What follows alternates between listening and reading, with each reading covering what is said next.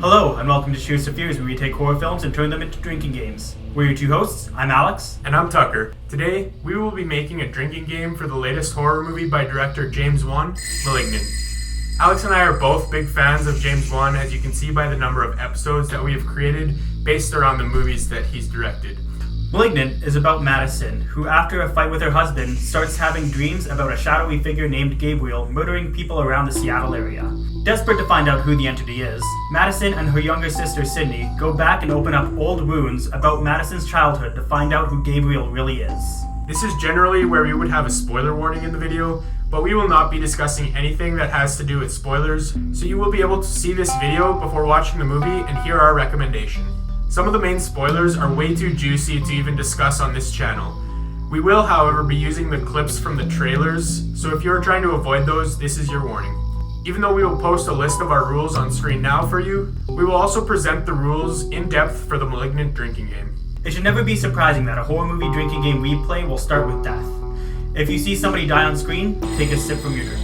If you're familiar with other James Wan horror movies, you might be surprised how many drinks you have to take for this rule. Of course, we will always require you to take a sip if you hear somebody scream, cry, or yell. This is because, along with death, this is our other horror movie rule that will be present in any other horror movie drinking game that we create. Now, we will present our rules that we have exclusively for Malignant. This list of rules starts off with Madison having visions or waking dreams. You take a sip. When we say waking dreams, it is very obvious in the film when this is happening, so don't be too worried about trying to catch it. The next rule we have involves the antagonist, Gabriel.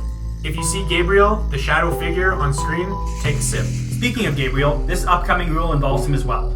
If you hear him speaking at all, you are required by the rules of our drinking game to take a swig from your drink. He wants to talk to you. Something that also involves Gabriel is that he affects electronic devices such as phones, radios, TVs, or lights, causing them to go haywire when he's close by. If you spot lights flickering or notice electronics glitching, take a sip. Since we've talked about Gabriel and some of his rules, let's jump back to another rule about Madison. If her head wound is referenced or shown, you take a sip. Rule number 8 is a James Wan classic that you can notice in other horror films he directs, such as Insidious. Relating to this is that if you see an outside shot of Madison's house, you take a sip. Next is a rule you should remember since the object in question shines so bright. If you see the golden dagger, you drink. Last but not least, you take a sip if you spot records from the past, such as VHS tapes, other recording devices or videos, police files, or hospital records. And that is it for all of our drinking game rules for Malignant. For most of our movies that have been out for a long time, we usually post our totals for each rule. However, since this is a brand new movie, we do not have any totals for our rules this time around.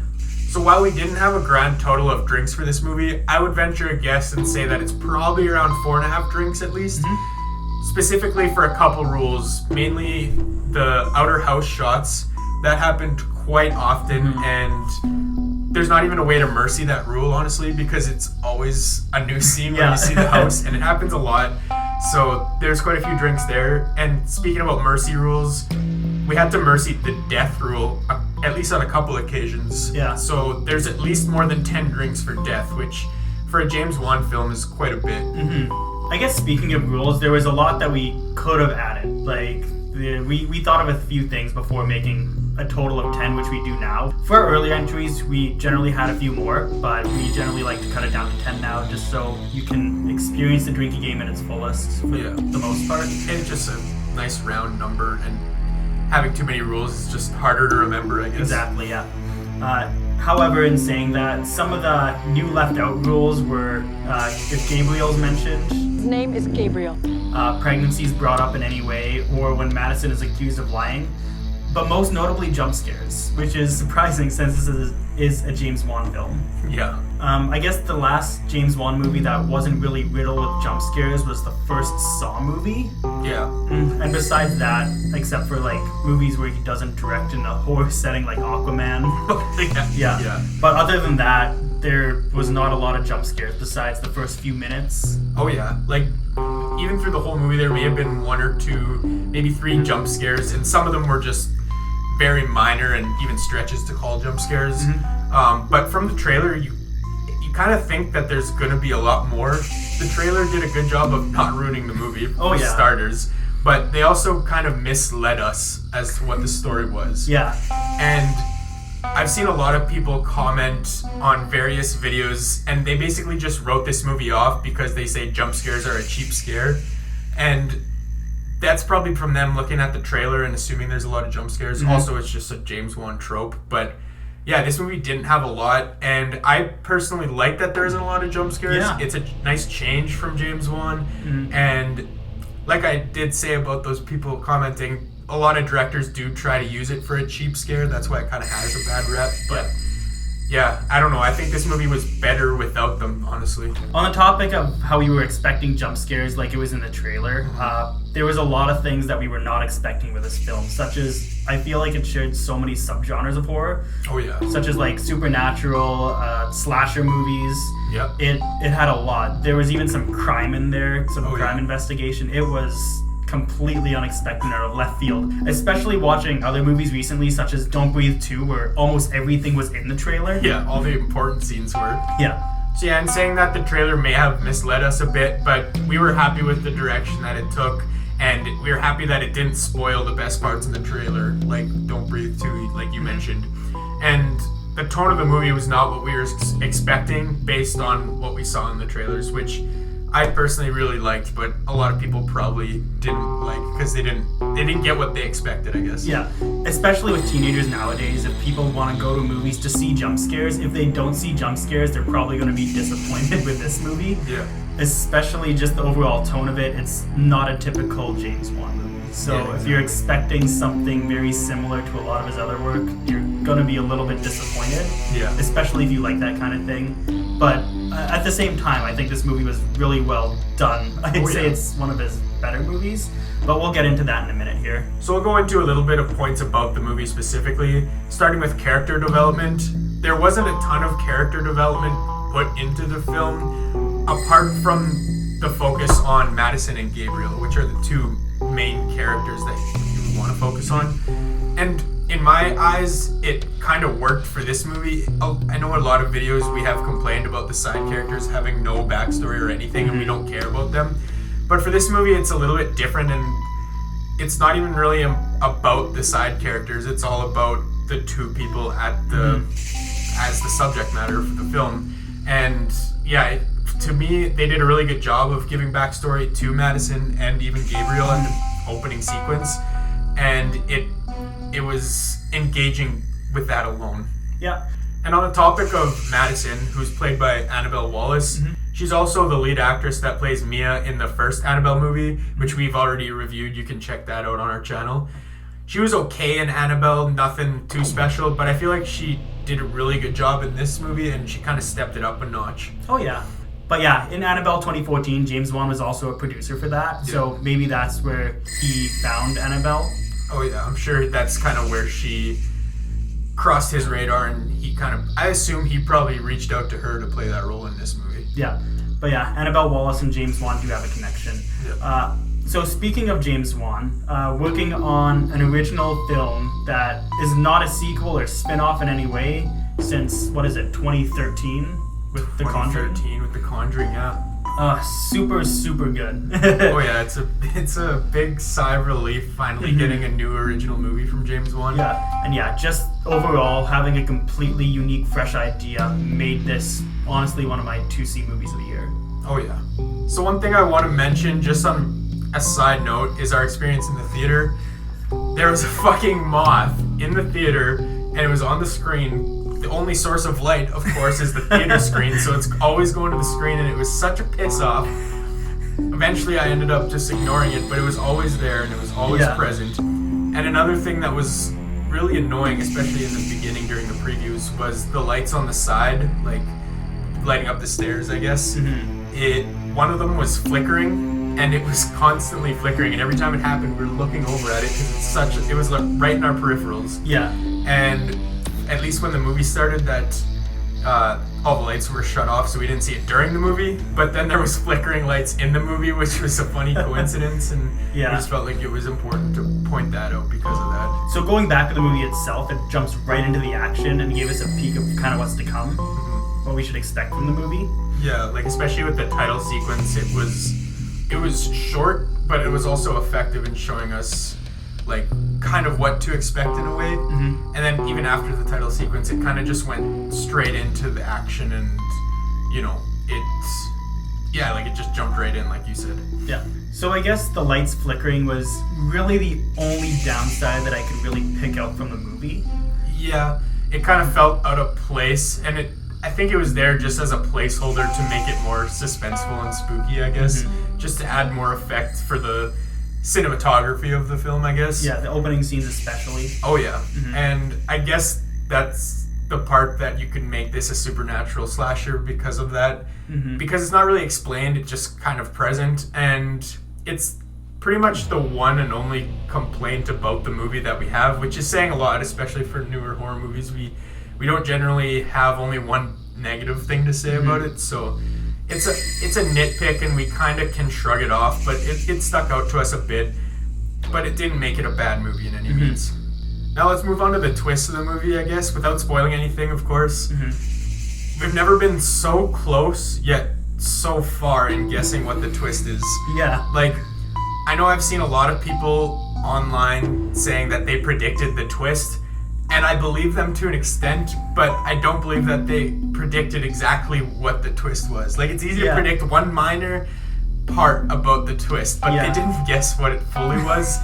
And to call it predictable because of that is a bit of a stretch, I think. Yeah. As you were saying, there's definitely some predictable elements towards it. However, it's very, very hard to guess the actual full extent of it. Oh yeah. So, for example, the other thing that I did like about it a lot is you can put a lot of the pieces together and kind of think that you have a grasp on it, and you'll still be shocked by it, what exactly the twist is. Exactly. Like, it's a shocking... They use shocking imagery for sure. Yeah. And even if you do get the little points that we brought up that are kind of hinted at throughout the whole movie, and it's easy to pick up on that part. Yeah. Even once you get to the actual twist, like you said, it's still shocking, and it's still effective, and it's a great reveal, I think. Oh, definitely, yeah.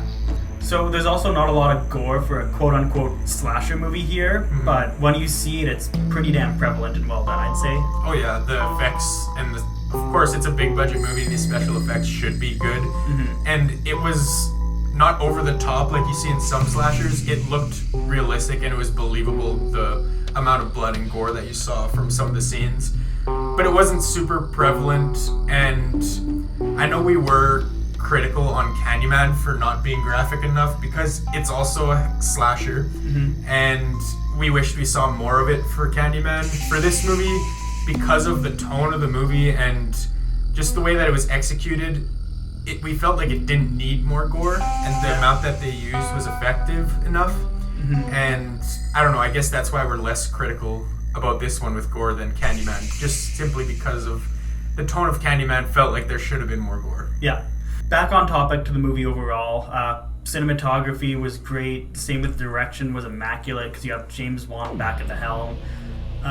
One thing that I will mention, however, is that it's doing not great in the box offices, which I'm disappointed by. Yeah, I mean, I kind of expected it not to do too great, simply because it's a completely new and original title. Like, for example, Conjuring 3. Everyone knows the Conjuring universe, and they love the Conjuring movies, so they're going to go see Conjuring 3 simply because of name recognition. Yeah. Where this has no recognition, and unless you know James Wan, or if you're into the horror genre, this movie's not going to cross your radar, especially with some of the other releases that are coming out around the same time. So it didn't surprise me that it doesn't have a superb opening box office weekend or anything, but I'm hoping that it can become maybe a cult classic or something amongst horror fans. Yeah. Because it does deserve it, I think. Yeah. I guess the good news of it doing poorly, I'd say in a way, is if it doesn't succeed, there likely won't be a sequel, which I am very happy for. I feel like everything was wrapped up pretty nicely. Yeah. It's a very, very good standalone movie that does not need to be expanded on at all. No, I agree. There should not be a sequel or a spin-off or anything else that James Wan is known for doing. Let's just leave it as it is. Yeah. So, in terms of James Wan's movies, how do you think this ranks between, I guess, Insidious, Conjuring, Dead Silence, and Saw? Okay, so for me personally, and This is kind of a hard question because we've only seen it once. We do want to see it again, but just on first watch of the movie, I would say for me personally, it's definitely above Dead Silence without question. I would say it's kind of hard to put it up above Saw just simply because of what Saw created and how like groundbreaking of a film that was. It basically created a new genre in the horror industry. In terms of The Conjuring, I honestly think this is better than The Conjuring because of how overdone the ghost stories were even done at the time of 2013 when The Conjuring came out. Yeah. And I think just the Conjuring universe and the idea of it, the whole concept of it has just been beaten to death. And this is such a fresh take on horror. And I think that's why I like it more than Conjuring. As far as Insidious goes, that one is harder for me to rank above or below. Like, it's almost on par with Insidious for me, simply because the first time watching Insidious, it had such a huge impact on me.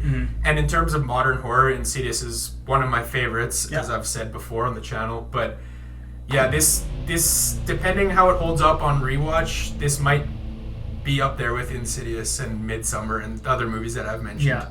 I feel the exact same way, pretty much. I'd honestly say that I liked it more than the first Saw. Just going back, watching it, I feel like the first Saw isn't as rewatchable nowadays. That's fair. However, definitely better than Dead Silence. I'd say better than The Conjuring. But again, I have to rewatch it, have it kind of see if it stands the test of time, see if I feel the same way in like a year, we'll say. Yeah. And then we'll come back to it. But at the same time, I love Insidious probably just as much as you, so it's such a hard call to make. Oh, I agree. But overall thoughts on the film, I'm pretty sure we're unanimous that this was probably better than Candyman. And the reason that we said Candyman was probably the best movie of 2021 so far is because we had a lot more expectations for things such as Malignant or Halloween Kills still has yet to come. These movies still upcoming. It's really hard to predict, and that's why we were not sold on Candyman being the best, because I honestly think this is one of my top movies. Yeah, well, I agree so far. This is top of 20 and 21. And I'm going to say again, so far, because there's still plenty of horror movies to come out, and there's no reason any of them can't be better. But I think the reason that this is so much... I want to rank this above Candyman simply for the fact that Candyman... it's a sequel. It's not an original concept like this one is. So this one has that edge and one up above Candyman simply for the fact that it's original and it was executed well at the same time. Yeah. So when we left the theaters, I basically made it known that the first thing I wanted to do was immediately rewatch the movie. Yeah. So sometime very soon, we really want to give this a rewatch. We'll let our friends test out the drinking rules, see how well it goes. But as you said, definitely one of my favorite modern horror movies to date. Oh yeah. Normally, this is where we would have our Darwin Awards ceremony. However, since this is a newly released movie, we will not be giving out a Darwin Award today, as we want to keep the video as spoiler-free as possible. And with that being said, we hope you enjoyed our look into Malignant. If you end up playing the game alongside the movie, or have any feedback or suggestions, let us know in the comments below. Also let us know how this stacks up as far as modern horror movies go. Make sure to like and subscribe to our channel so you don't miss the next week's episode, where we are going to be making a drinking game for Midsommar, directed by Ari Aster. If you haven't heard, we are now on Facebook, so feel free to give us a follow there. And if you want to check out our most recent video, click on the box on the top right. Or if you want to see a playlist of all the drinking games and movies we review, click on the box below it. Thanks for tuning in, and this is us saying, cheers to fears. He's the devil.